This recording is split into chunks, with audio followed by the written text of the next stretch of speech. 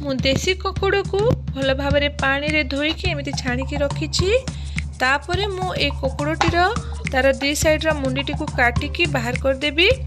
आपण माने मध्य मुंडीटी को एमती बाहर करनियंतु देखंतु।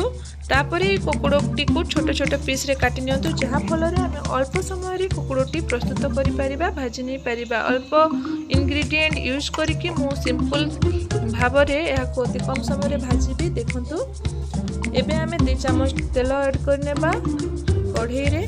तेलटी गरम होला परे आमे सोरिष दाना ऐड करनेबा। अल्प सोरिष दाना फुटी गला परे आमे छोट चम्मच जीरा 1 चम्मच यूज करिबा।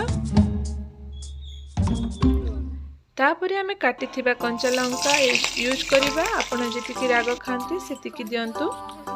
तापरे आमे जो काटिथिबा परिबाटी एथिरे ऐड करनेबा एवं अल्प समय भाजीबा। देखंतु ककुड़टी आमे तेल सहित अल्प 3-4 मिनिट भाजिला परे तापरे आमे आपणकर परिमाण अनुसार आपण माने मीडियम साइज रो 1 बा 2टा टमाटर, गोटा टमाटर यूज करंतु फ्रेंड्स। फलरे आमर परिबाटी सहज रे सिझी जिवो। आमे छोट चम्मच हल्दी पाउडर ऐड करि नेबा। तापरे आमे याको ढांकी देबा। अल्प समय ढांकी देला परे या सिझी जाइथिबो। अल्प अल्प सिझी जाइथिबो। आमे ढांकुणी खोलिकी देखिबा या अल्प सिझी जाइथिबो। तापरे आमे याको पुणी 2-3 मिनिट भाजी नेबा। भाजिला बेलू आमे देखिबा यार कलर चेंज होबार लागिछि। एटा जेते बेले भाजी हे जिवो एमती येलो कलर देखा जिवो। सिझी गला बलिया देखा गले आमे तापरे ए टमाटर टी को प्रेस करनेबा। एमती प्रेस करनेबा।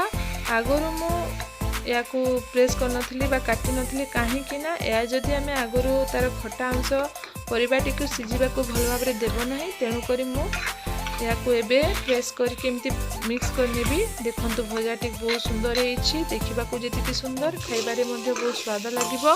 हमर भजाटी रेडी हे गलानी। आपण मान भी जदी चाहंती अल्प समय रे कम इंग्रेडिएंट यूज करके करिबा पई ताहाले एमिति डिलीशियस कंकुड़ भाजी की देखंतु। जदि आपण मानको भल लागला फ्रेंड्स ताहाले मते कमेंट्स द्वारा जणाइबे। Thank you friends.